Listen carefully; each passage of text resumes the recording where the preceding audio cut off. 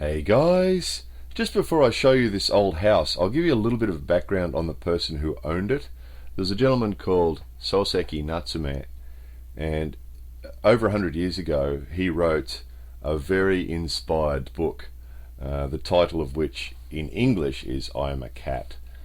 And of course originally he wrote it in Japanese, and it was actually written as a series. Originally it was written as a series of articles for a newspaper, and then it was put together in a book, and it's become really famous, and he's become really famous over the years to Japanese people because they found his work to be, considered a classic and quite inspired.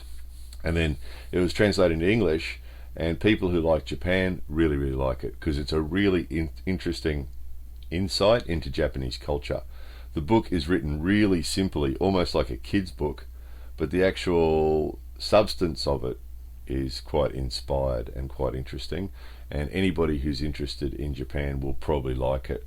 And those of you who have already read it, who are interested in Japan, I'm sure will give us your opinions on the book, and I'm sure they'll be generally pretty positive because it's quite an amazing book. So if you haven't read it already and you are interested in Japan, definitely get yourself to a bookstore and order it, and if it's not on the shelf already, and have a read. So having explained all that, have a look at this. Particularly those people who have read the book will find this house very interesting because this was Soseki's house, and it's amazing. So anyone who's read the book, if you look at this house, it's the house in the book. So obviously as an author he sat in his study and written the book, and the design, here's the kitchen, and the design of the house in the book that the cat lived in is exactly what I imagined when I walked into this house.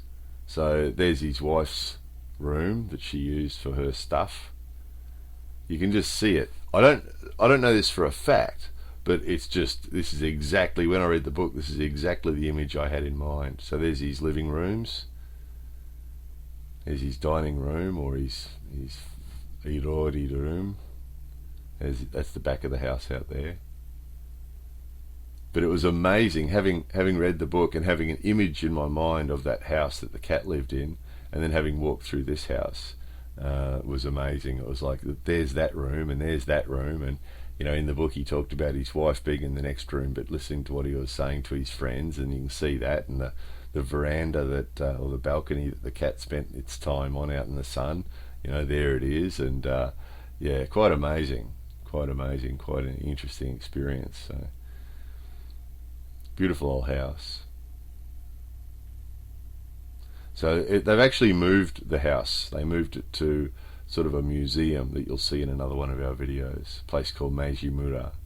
So here's his study, and there's a cat there just to give you the feel of the thing, and there's images of him. So a beautiful house, beautiful condition,